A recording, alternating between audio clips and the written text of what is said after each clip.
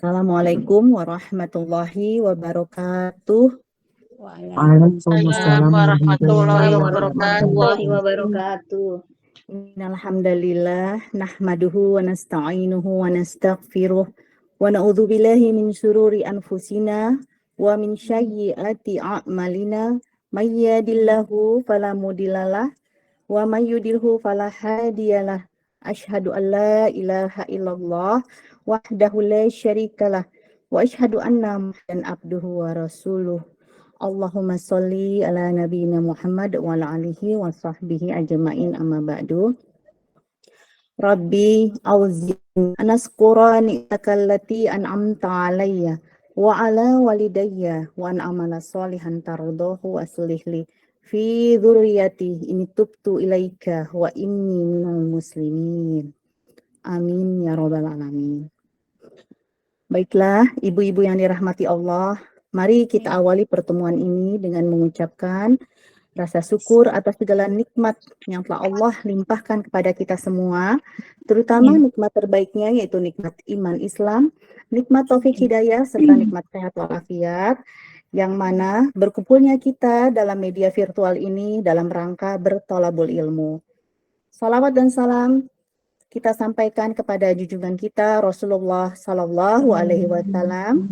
Semoga kita semua yang hadir di sini kelak mendapat syafaat beliau di yaumil akhir. Amin ya robbal alamin. Baiklah, ibu-ibu yang dirahmati Allah, kita buka agenda ini dengan mengucapkan basmalah. Bismillahirrahmanirrahim.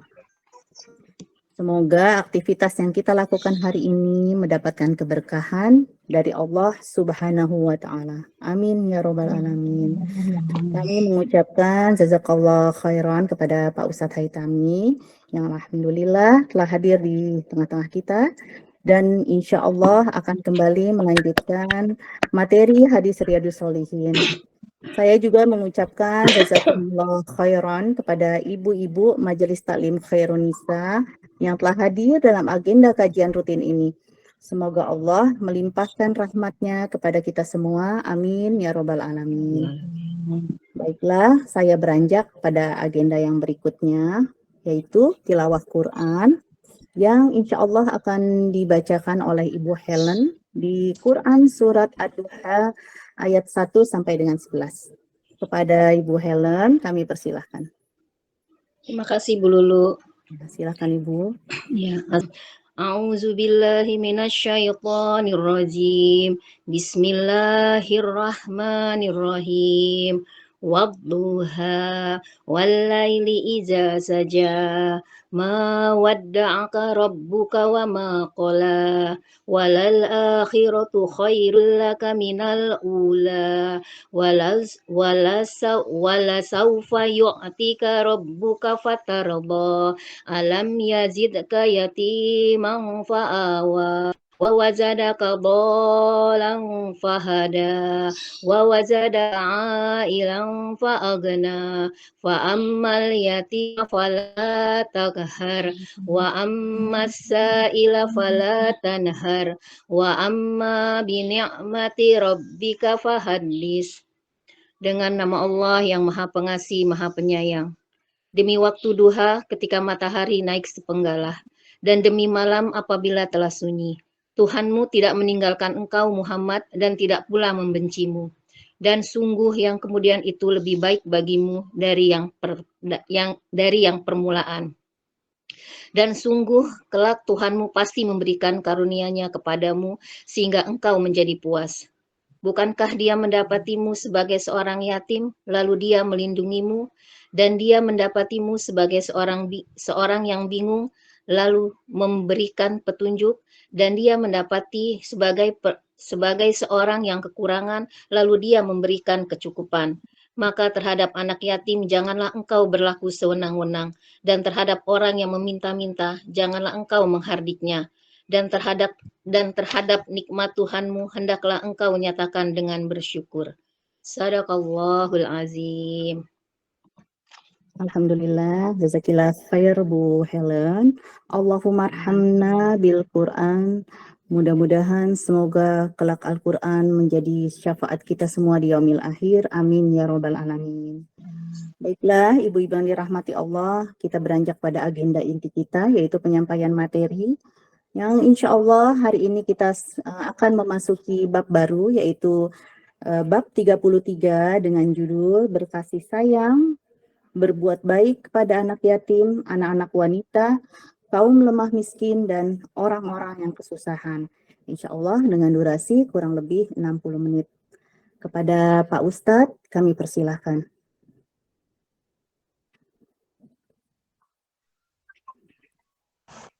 Baik, Assalamualaikum warahmatullahi wabarakatuh.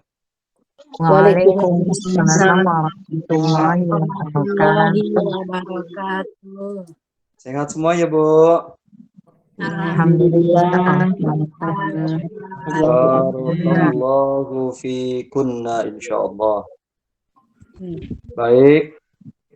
Bismillahirrahmanirrahim. Alhamdulillahi rabbil alamin. Wassalatu wassalamu ala imamil muttaqin, imamil mujahidin, Sayyidina Muhammadin nabiyil amin, wa ala alihi wa ashabihi wa man jahada fi sabili syari'atihi ila yaumiddin. Asyhadu an la ilaha illallah wahdahu la syarikalah wa asyhadu anna Muhammadan abduhu wa rasuluhu la nabiyya ba'dah. Waqad qala Allah ta'ala fi kitabihil karim, a'udzu billahi samiil alim minasyaitonir rajim. Bismillahirrahmanirrahim. Ya ayyuhalladzina amanu taqullaha haqqa tuqatih wa la tamutunna illa wa antum muslimun. Ya ayyuhalladzina amanu taqullaha wa qulu qawlan sadida yuslih lakum a'malakum wa yaghfir lakum dunubakum wa may yuti'illahu rasulahu faqad faza fawzan 'azima. Wa qala Rasulullah sallallahu alaihi wasallam, ittaqillaha haitsu ma kunta wa atbi'is sayyi'atal hasanata tamhuha wa khaliqin nasa bi khuluqin hasanin. Shadaqallahul azim wa shadaqa rasuluhul karim. Usikum wa nafsi bi taqwallah faqad fazal muttaqun. Ibu-ibu yang dirahmati Allah, kajian kita pada hari ini yaitu bab berlemah lembut kepada anak-anak yatim, kepada anak-anak perempuan, dan juga seluruh orang-orang lemah di antara kita, ya, kaum miskin, fakir, orang-orang yang berkesusahan. Dan diperintahkan berbuat baik kepada mereka, ya, berbuat baik kepada mereka, mengasihi mereka, dan juga tawadhu, ya, bersikap rendah hati kepada mereka. Ini tema yang hari ini insya Allah kita akan bahas. Pertama diantaranya adalah firman Allah, qala Allah Ta'ala waqfid janahaka lil mu'minin. Rendahkanlah sayapmu kepada orang-orang yang beriman. Maksudnya merendahkan sayap itu adalah tawadhu. Tundukkan sayapmu, rendahkan sayapmu, maksudnya tawadhu, bersikap merendah. Malah lil mukminin, kepada seluruh kaum mukminin. Jadi nggak boleh menampakkan arogansi, kesombongan, pusung dada, ya, di hadapan orang-orang beriman. Lebih-lebih, ya, yaitu kepada orang-orang lemah, kaum mukminin. Ya. Wa qala ta'ala, dan juga firman Allah Ta'ala dijelaskan di dalam surah Al-Kahfi. Allah berfirman, wasbir nafsaka ma'alladzina yad'una rabbahum bil ghadati wal 'ashiyyi yuriduna wajhah wa la ta'du 'ainaka anhum turidu zinatal hayatid dunya. Bersabarlah Maksudnya menahan diri. Wasbir nafsaka, tahanlah dirimu, ya, sabarlah dirimu. Ma'alladina yad'una rabbahum, selalu bersama dengan orang-orang yang berdoa atau orang-orang yang beribadah kepada Tuhannya, beribadah kepada Allah bil ghadati wal asyi, baik di waktu pagi maupun di waktu sore, di waktu petang. Orang-orang miskin, ya, orang-orang yang berdoa kepada Tuhannya, mereka beribadah kepada Allah. Dan waktu itu Rasulullah diperintahkan untuk selalu bersama dengan seperti Abu Dzar, Bilal, Abu Hurairah, yang mereka adalah memang orang-orang yang secara materi kurang beruntung. Ya, Rasul tetap diperintahkan untuk bersabar, menahan diri. Karena sabar ini mana asalnya adalah menahan diri. Ya, menahan diri. Untuk bersama-sama dengan mereka, yaitu orang-orang yang berdoa, orang-orang yang menyembah Tuhannya, beribadah kepada Tuhannya baik di waktu pagi maupun di waktu petang. Yuriduna wajhah, yuriduna wajah Allah. Mereka beribadah betul-betul ikhlas, menginginkan wajah Allah, menginginkan keridhaan Allah. Wala ta'du aynaka anhum, jangan kamu memalingkan pandanganmu, jangan memalingkan tamu dari mereka, dari orang-orang susah itu, orang miskin itu seperti Abu Hurairah, Abu Dzar, Bilal. Ya. Turiduna zinatal hayatid dunya, kamu memalingkan dari mereka itu kepada orang-orang kaya, para tokoh, karena turidu zinatal hayatid dunya, karena kamu menginginkan aksesoris kehidupan dunia, menginginkan materi. Wa qala ta'ala, dan juga firman Allah Ta'ala di dalam surah Ad-Duha. Dalam surah Ad-Duha, fa'ammal yatima fala taqhar. Dan adapun terhadap anak-anak yatim, anak-anak yang ditinggal oleh orang tuanya di saat ia belum baligh, fa'ammal yatima, dan adapun terhadap anak-anak yatim, fala takhar, jangan kamu mengusir, jangan kamu menghardiknya. Wa ammas sa'ila fala tanhar. Ya. Dan terhadap orang yang meminta-minta, ya, jangan kamu usir mereka.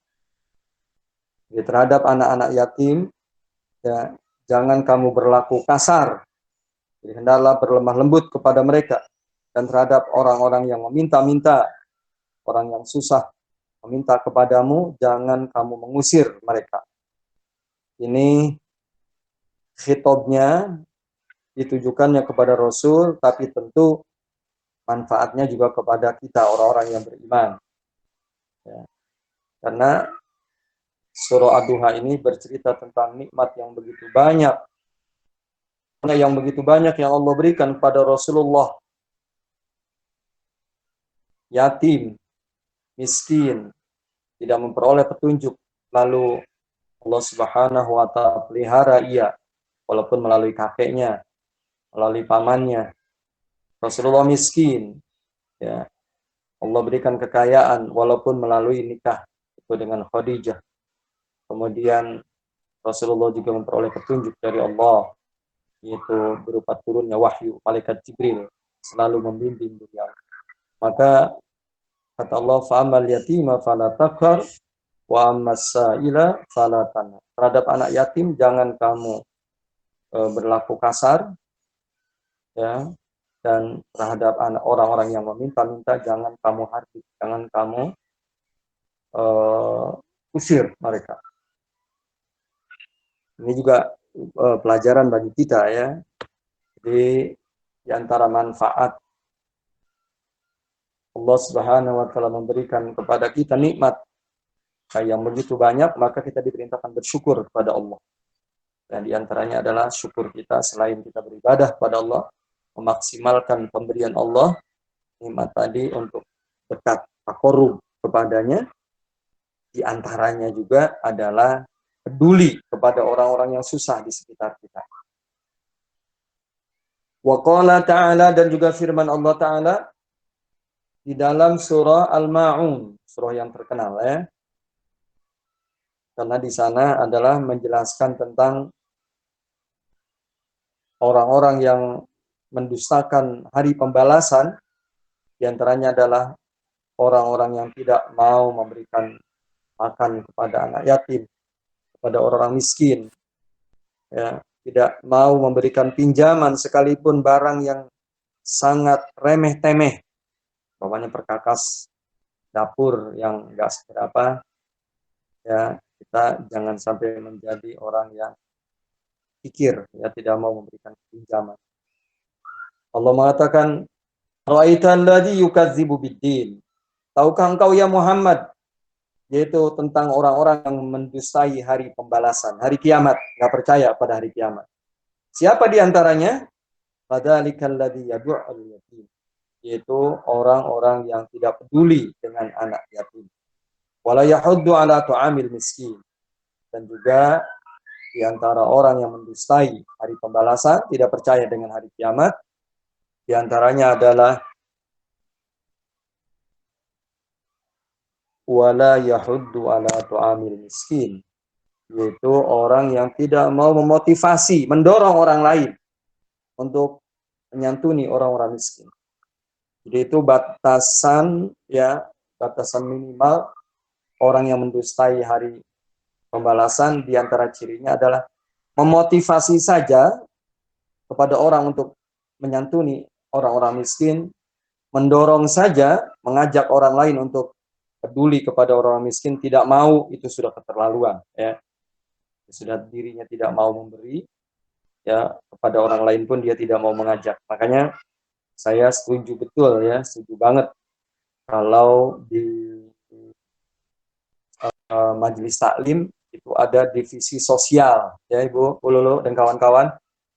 Ada divisi sosial yang divisi ini memikirkan itu kawan-kawan yang mungkin mohon maaf hidupnya kesusahan, ya, secara materi, kurang beruntung secara materi.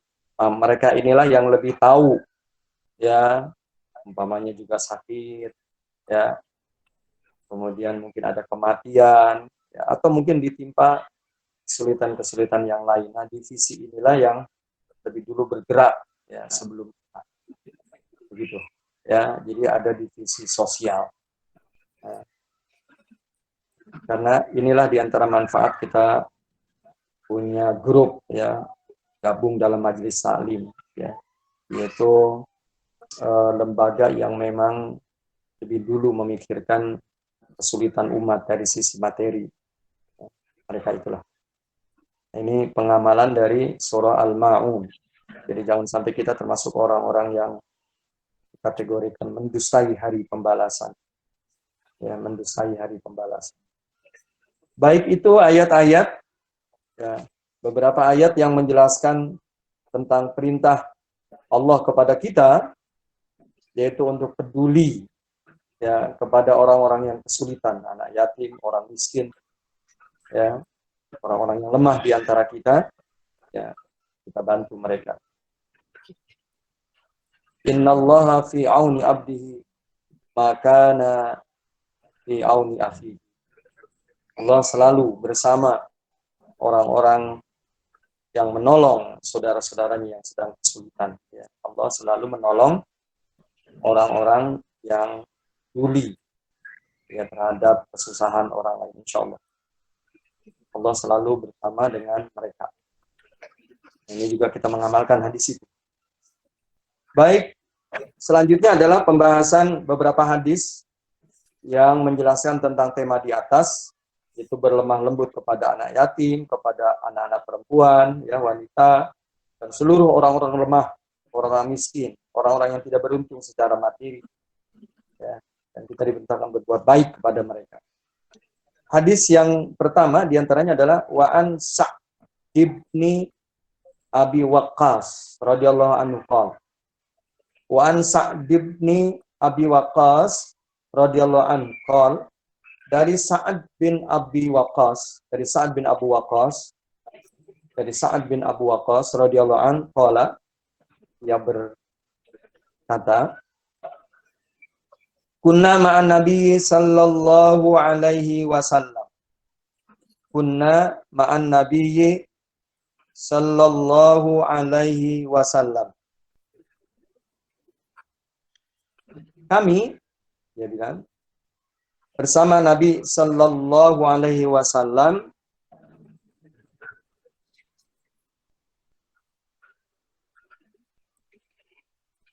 kami bersama Nabi sallallahu alaihi wasallam ada sekitar 6 orang ya, selain beliau.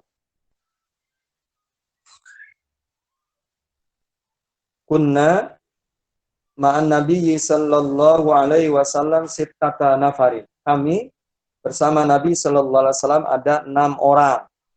Jadi dengan Nabi berarti bertujuh. Jadi dengan Nabi ada bertujuh. Faqala al-musyrikuna lin Nabi sallallahu alaihi wasallam. Lalu orang musyrik berkata kepada Nabi sallallahu alaihi wasallam. Lalu orang-orang musyrik berkata kepada Nabi, "Utrud haula." Kata orang-orang musyrik ini, "Utrud haula." Usirlah mereka.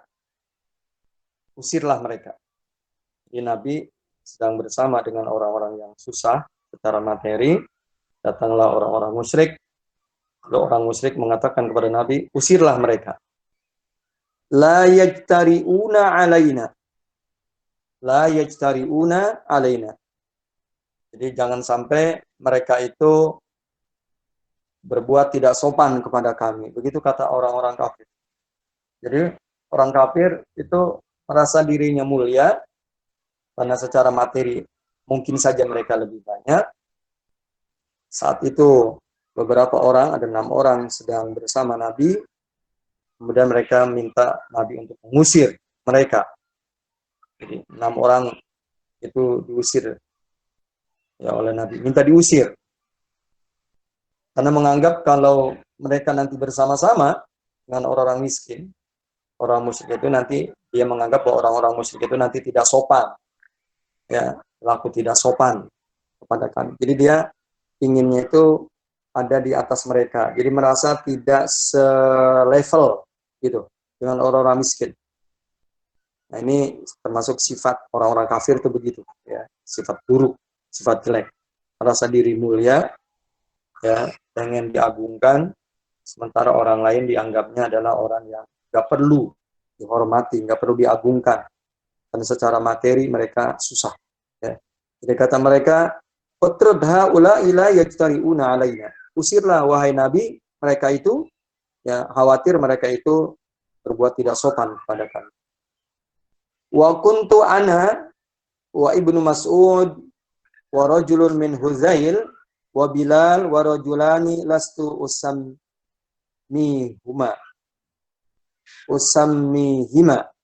Lastu usammihi. Waktu itu ya, kuntu ana saya Ibnu Mas'ud, ya, Ibnu Mas'ud 2, wa rajulun min Huzail, ketiga adalah seorang laki-laki dari suku Huzail, wa Bilal, yang keempat Bilal, wa rajulani lastu usammihima. Ya, dan ada 2 orang lagi yang aku tidak sebut namanya. Jadi ada 6. Ya, ada 6 orang bersama Nabi. Tujuhnya Nabi. Di Sa'ad bin Abi Waqqas, ya, anaknya Sa'ad bin Abi Waqqas yang bercerita tentang hadis ini. Aku, katanya, Sa'ad bin Abi Waqqas, kemudian Ibnu Mas'ud, kemudian salah seorang dari suku Huzail, kemudian Bilal, dan 2 orang lagi yang aku tidak sebut namanya.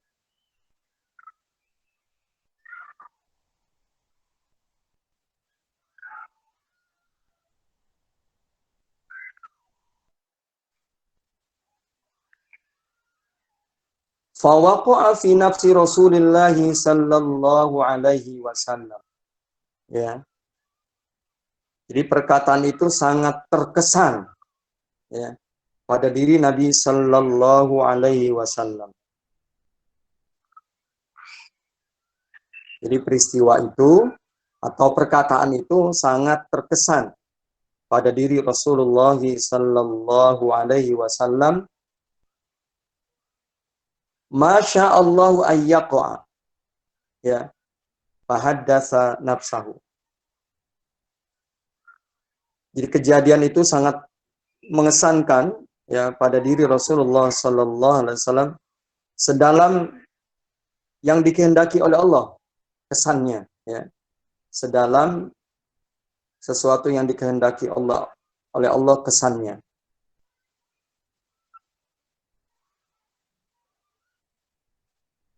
Jadi sangat berkesan perkataan orang musyrik itu agar mengusir orang-orang susah tadi yang ada di sekitar Nabi, agar mereka itu bisa bergaul bersama Nabi, ngobrol bersama Nabi, tanpa bersama dengan orang-orang susah, kaum muslimin, kaum mukminin yang sedang bergaul bersama Nabi. Dan itu membuat Nabi sangat berkesan, ya, sebagaimana kehendak Allah pesannya itu. Ma'akhadaha.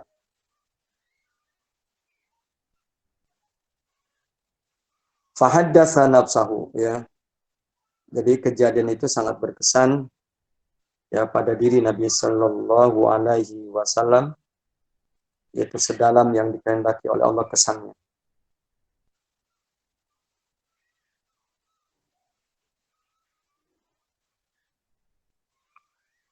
Fa'anzalallahu ta'ala, lalu Allah menurunkan ayat.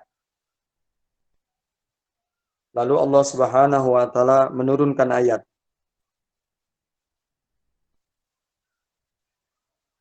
Menegur Rasulullah. Wala tatrudil ladzina yad'una rabbahum bil ghadati wal 'ashyi yuriduna wajha. Jangan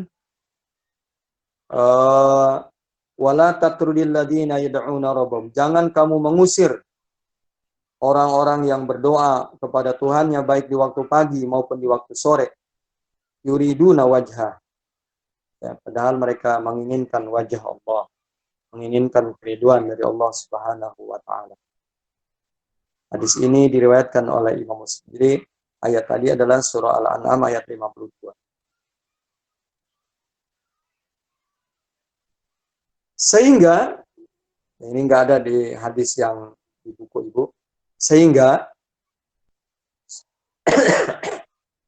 setelah turun ayat ini, Nabi kalau bertemu dengan orang-orang miskin, terutama orang yang berenam tadi, Nabi selalu mengatakan marhaban billadzina atabni. Maaf. Marhaban billadzi atabnillahu fihim. Kata beliau, selamat datang. Pintu terbuka ya kepada orang-orang yang karenanya Allah menegur aku, kata. Jadi setelah ayat itu turun, Nabi kalau bertemu dengan salah seorang di antara mereka, itu Nabi mengatakan marhaban. Marhaban itu ucapan selamat datang ya kepada tamu, atau ketika kita bertemu dengan orang, marhaban. Ya. Ketemu dia mengatakan marhaban. Marhaban. Selamat datang. Billadzi tabni Allahu fihi. Selamat datang orang-orang yang karenanya atau disebabkannya lah membuat aku ditegur oleh Allah Subhanahu wa taala. Setelah turun surah Al-An'am, Nabi sangat berhati-hati ya, kepada mereka. Padahal waktu itu pun Nabi belum mengusir mereka. Tapi begitu kecaman Allah, ya ini menjadi pelajaran bagi kita. Ya, belum terjadi saja Rasul sudah dikecam oleh Allah Subhanahu wa taala. Jangan sekali-kali kamu usir mereka. Itu orang-orang yang berdoa kepada Tuhannya baik di waktu pagi maupun di waktu sore, yang mereka mengharapkan wajah Allah Subhanahu wa taala. Jadi secara materi mereka orang susah. Ya, jadi Nabi sangat dilarang. Ini faedahnya buat kita juga. Jadi jangan sekali-kali ya sampai melarang mereka, mengusir mereka ya dari lingkungan kita. Ya, jadi kalau fenomena hari ini ya, pemerintah kita banyak mengusir orang-orang susah ya, kasus Jakarta di kampung akuarium, kemudian belum lama ini yang sangat masih terngiang di telinga kita, gitu, saudara-saudara dari Rempang ya, di sana, saudara-saudara kita orang-orang Melayu ya diusir oleh pemerintah demi investasi ya, membangun infrastruktur di sana, karena ada masyarakat yang tanahnya dibutuhkan, diusir mereka. Nah, ini suatu yang sangat bertentangan dengan hadis Rasulullah Shallallahu Alaihi Wasallam, seperti yang tadi, sama persis kasusnya. Ya, padahal Rasul belum sampai mengusir mereka, ya, tapi Allah sudah mengecam dan turunnya ayat ini. Itu hadis diriwayatkan oleh Imam Muslim. Jadi sebaliknya kita diminta untuk berlemah lembut kepada mereka, justru lebih berlemah lembut lagi dibandingkan kita bergaul dengan orang-orang kaya. Orang miskin itu kadang-kadang lebih sensitif ya. Kemudian hadis berikutnya 261, wa Nabi Hubairah Aiz ibni Amrin al-Muzanni wa huwa min ahli bai'atir Ridwan radhiyallahu anhu. Wa an Abi Hubairah, dari Abu Hubairah, dari Abu Hubairah, nama aslinya adalah Aiz bin Amr, dari suku Al-Muzanni ya. Dari Abu Hubairah, yaitu Aiz bin Amr Al-Muzanni, wa huwa min ahli bai'atir Ridwan. Dan Abu Hubairah itu termasuk salah satu ya orang yang pernah berbaiat kepada Nabi, namanya Bai'atur Ridwan. Ya. Bai'atur Ridwan.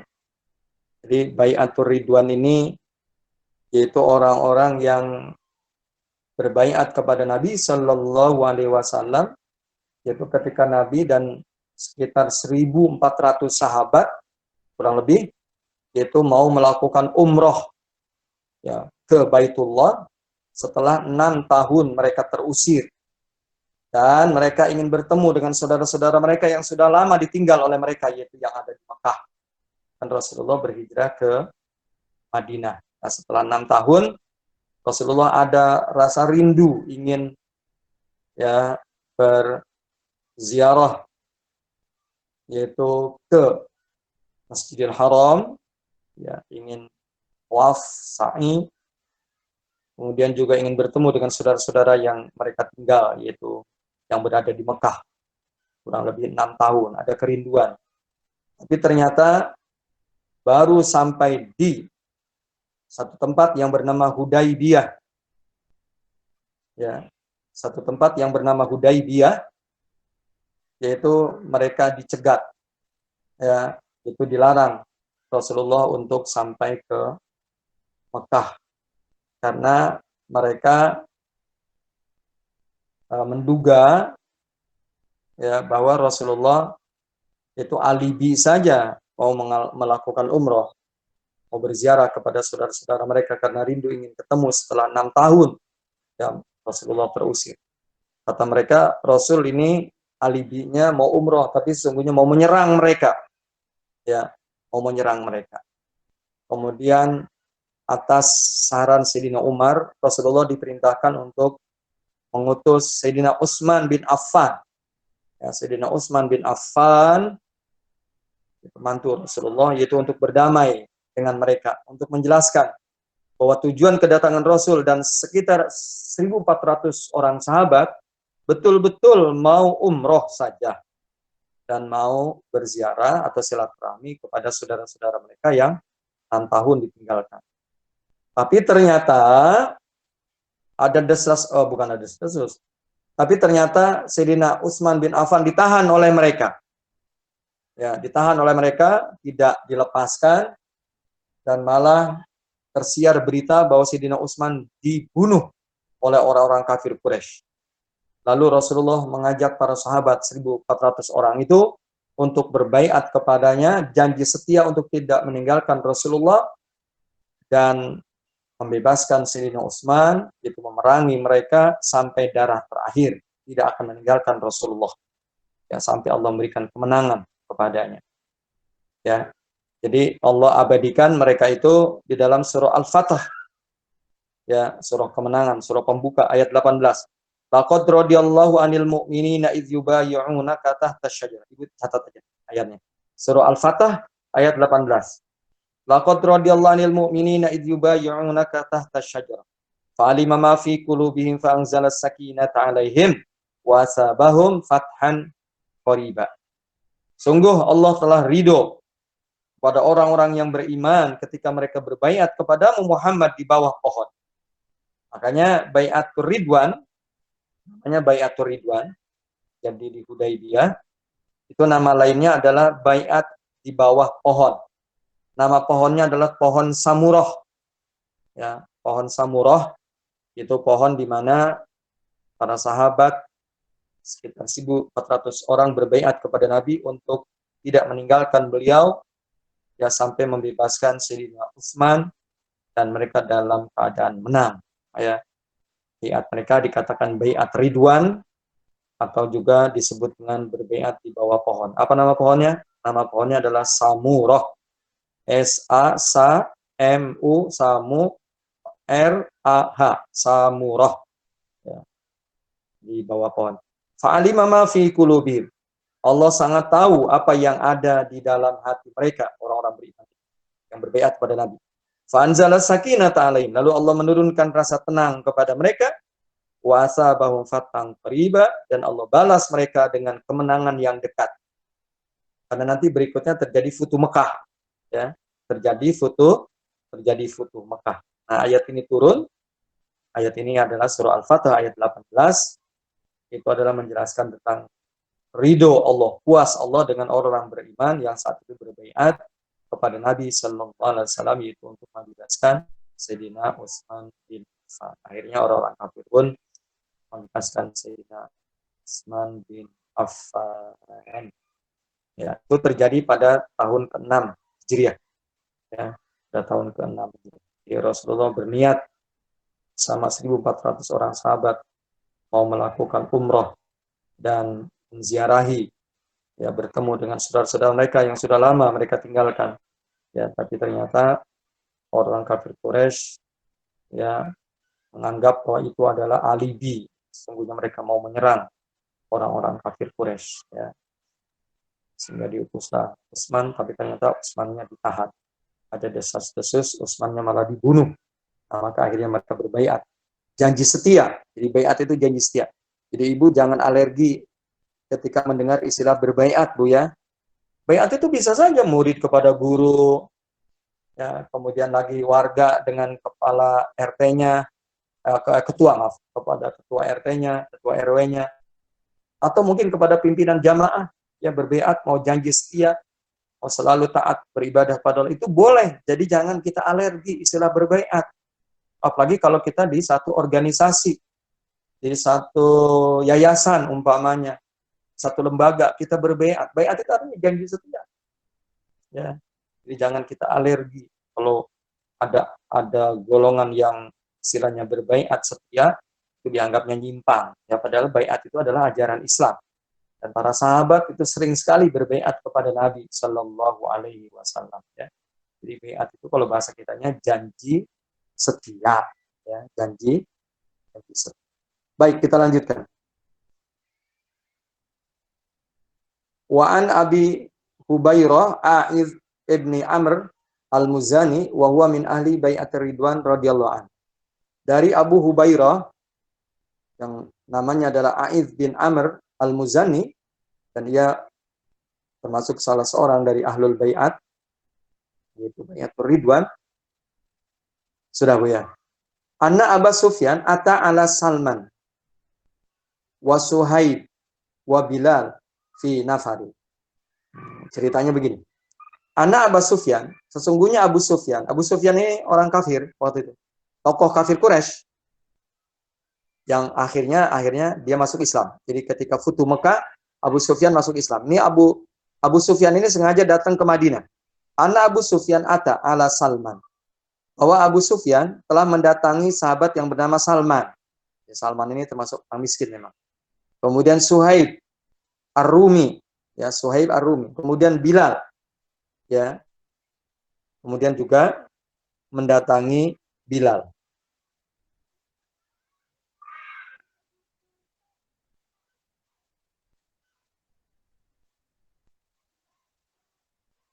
Fi nafarin, dalam sekelompok sahabat. Jadi Abu Sufyan sengaja datang ya dari Mekah ke Madinah karena dia tokoh kafir Quraisy, mau masuk Islam ya, kecuali setelah terjadi Futuh Mekah Abu Sufyan ini masuk Islam dan menjadi mertua Rasulullah ya, karena beliau menikahi Ummu Habibah ya, itu adik dari Muawiyah bin Abu Sufyan yang akhirnya menjadi gubernur ya, diangkat oleh Sayyidina Utsman karena masih famili dengan Sayyidina Utsman ini. Muawiyah ini. Muawiyah orang tuanya namanya Sufyan. Jadi Abu Sufyan datang ke Madinah menemui Salman, kemudian juga Suhaib dan Bilal yang waktu itu berada di sekelompok sahabat. Faqalu, lalu Salman dan kawan-kawan berkata, faqalu, ma akhadat suyufullahi min adu wallahi ma khadaha.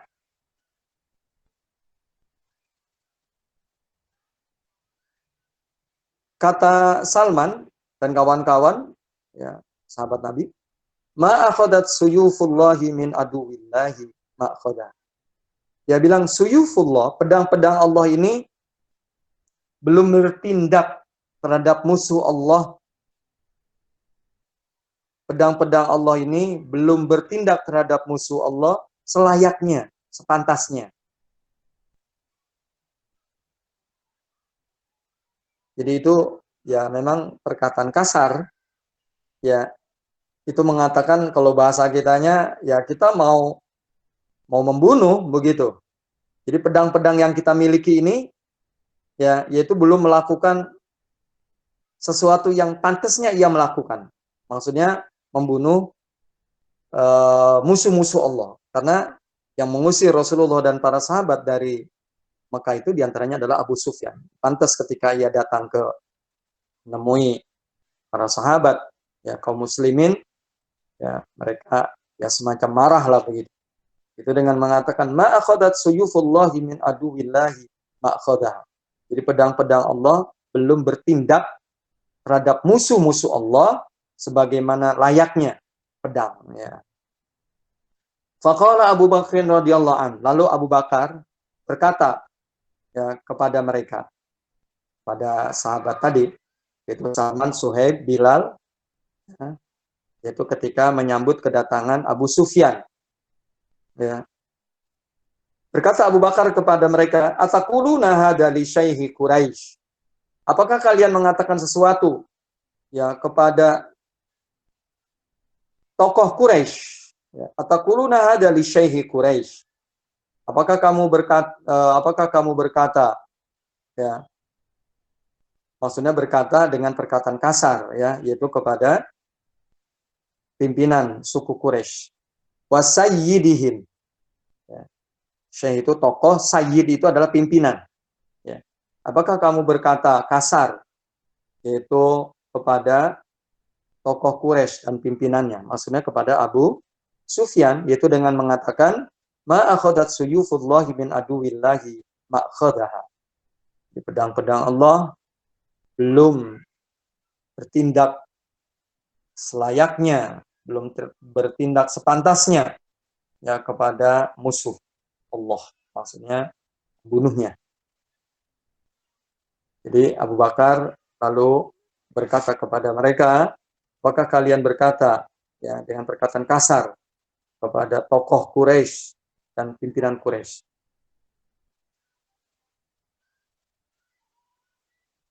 Fa'atan Nabiyya sallallahu alaihi wasallam fa akhbarahu. Lalu Abu Bakar mendatangi Nabi dan memberitahukan ya perihal itu. Lalu Abu Bakar mendatangi Nabi dan memberitakan perihal itu. Jadi perihal kawan-kawan yang miskin tadi, susah tadi, ketika menerima kedatangan Abu Sufyan yang waktu itu masih kafir, itu berkata dengan perkataan yang kasar. Ya, dia ceritalah kepada Nabi termasuk apa yang dikatakan oleh Abu Bakar kepada orang-orang miskin ini. Apakah kalian mengatakan sesuatu kasar ya kepada tokoh Quraisy dan pimpinan mereka? Lalu ceritalah Abu Bakar kepada baginda Rasulullah SAW. Faqala, lalu Nabi berkata, Ya Abu Bakrin, la'allaka agdobtahum. Ya Abu Bakrin, la'allaka agdobtahum. Wahai Abu Bakar, apakah kamu mengatakan sesuatu yang membuat ya mereka marah? Membuat para sahabat yang beberapa orang tadi, orang-orang susah tadi, ketika menyambut kedatangan Abu Sufyan, ya, apakah, wahai Abu Bakar, apakah engkau membuat mereka itu marah? Kata Nabi, lain kunta agdobtahum, laqad agdobta rabbaka. Apabila kamu membuat mereka marah, di sahabat tadi, laqad agdobta rabbaka, berarti kamu, Tuhanmu marah, membuat Allah menjadi marah. Wahai Abu Bakar, apakah engkau membuat mereka menjadi marah? Maka kalau engkau menjadi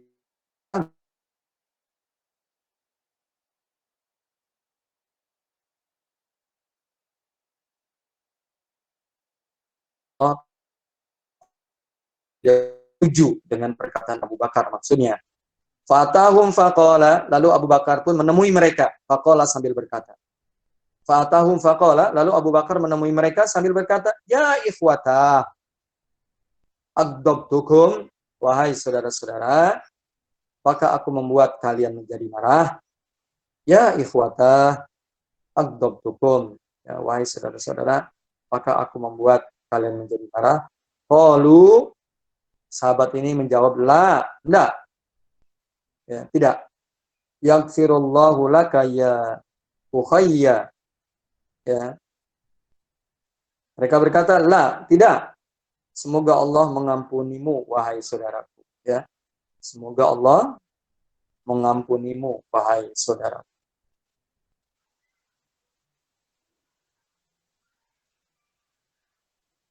Yaitu mereka berkata demikian kepada Sayyidina Abu Bakar itu karena begitulah seorang muslim yang menanggapi sesuatu itu, dia katakan semoga Allah mengampunimu. Ya, jadi tidak dijelaskan tentang sungguhnya mereka marah gitu.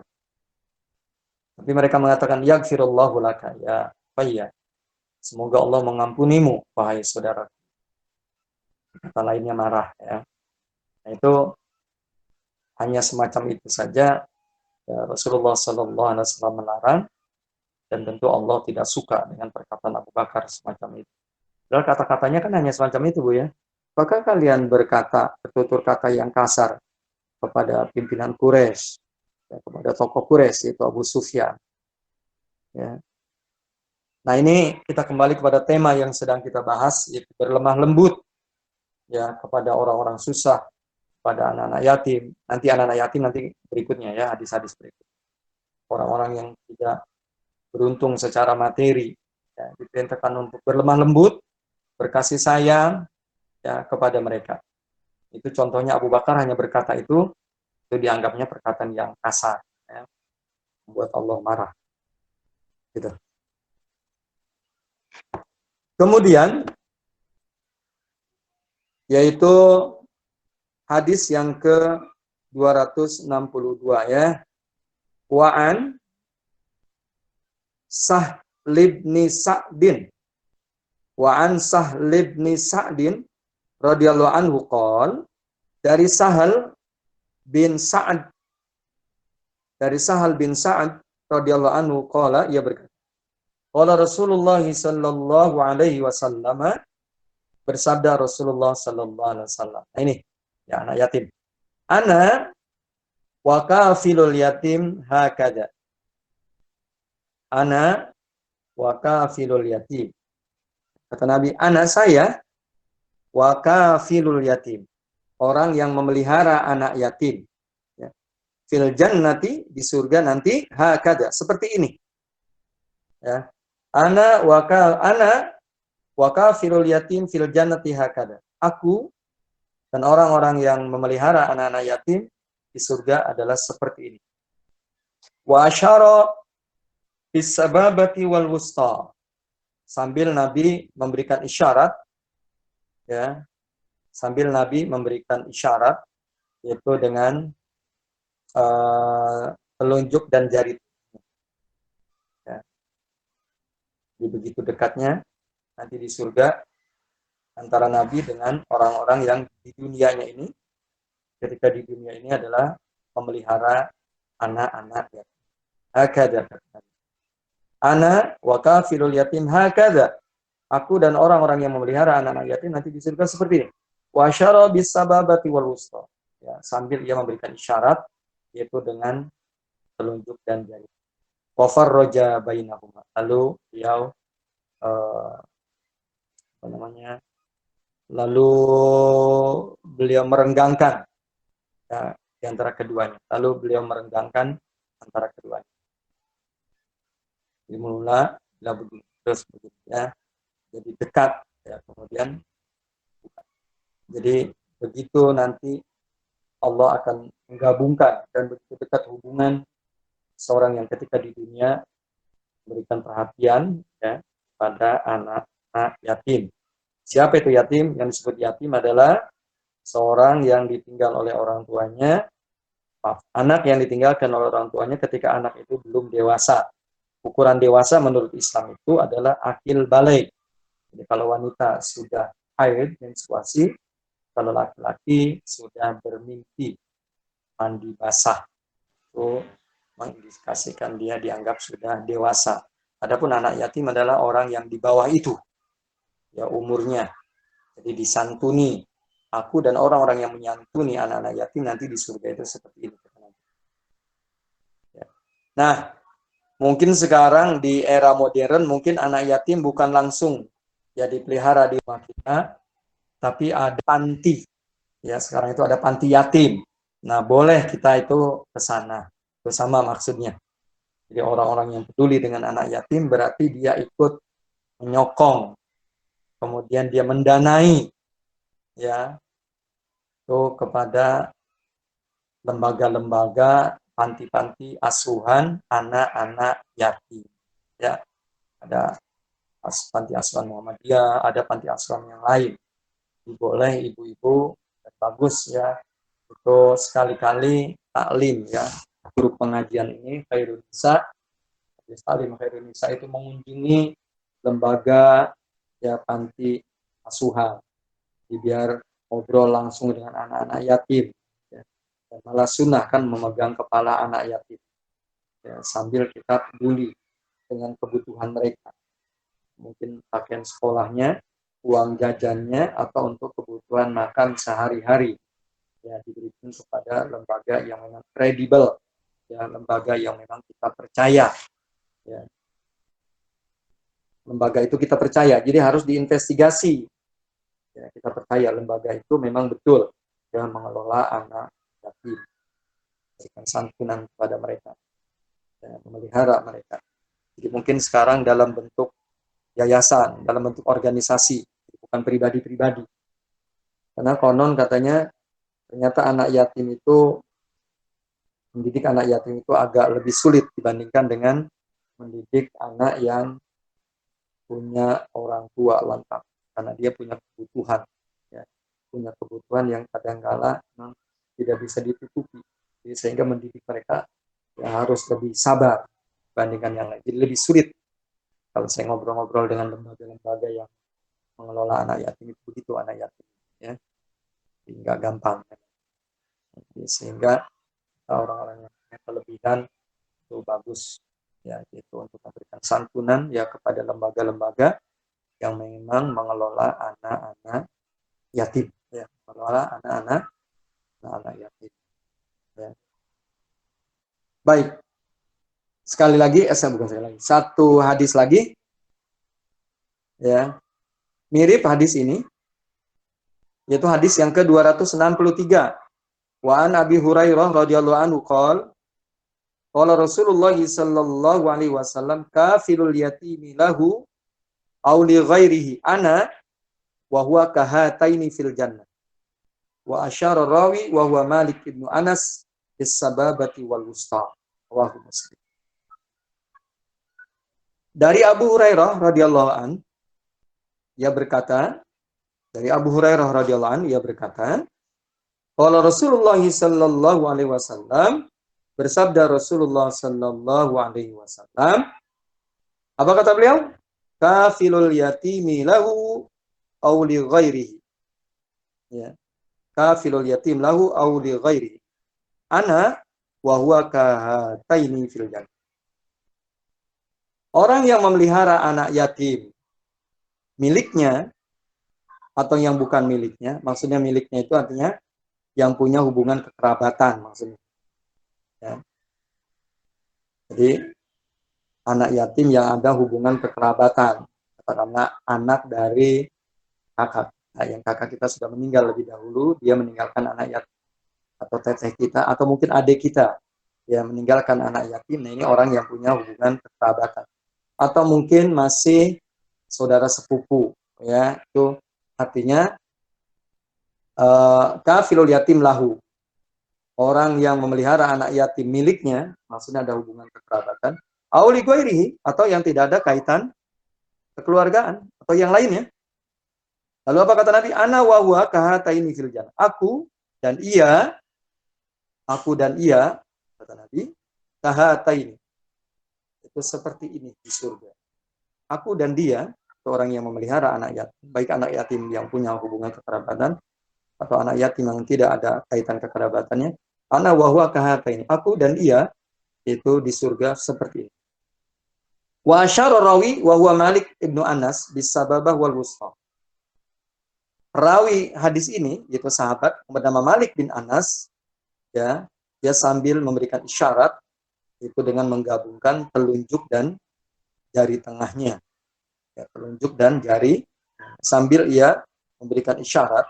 Rawi hadis ini yaitu Malik bin Anas, yaitu memberikan isyarat dengan menggabungkan telunjuk dan jari tengahnya. Hadis ini diriwayatkan oleh Imam Muslim, ya, oleh Imam Muslim, ya. Baik Ibu sekalian, mungkin itu kajian kita, yaitu tema berlemah lembut kepada anak-anak yatim, ya. Kemudian anak-anak wanita, anak-anak perempuan, orang-orang dhaif, lemah, orang-orang miskin, ya, orang-orang yang dari sisi materi belum beruntung dan lain sebagainya, dan diperintahkan untuk berkasih sayang, ya, berkasih sayang kepada. Begitu kira-kira Bu Lulu, ya, kajian kita pada pagi hari ini. Insya Allah nanti kita lanjutkan hadis-hadis berikutnya. Wallahu a'lam bishawab. Ya, silakan Ya. kalau bertanya. Baik Pak Ustadz, jazakallah khairan untuk pemaparannya dan penjelasannya dari 3 hadis ini. Mohon izin saya catat beberapa poin. Yang pertama, barang siapa berbuat kebaikan untuk orang lain, sesungguhnya dia berbuat baik untuk dirinya sendiri. Ridho Allah pada 400 orang sahabat yang berbaiat atau berjanji setia pada Rasulullah di Hudaybiyah. Gemar berbuat baik akan membuka banyak pintu kemudahan. Berlemah lembut dengan orang yang lemah.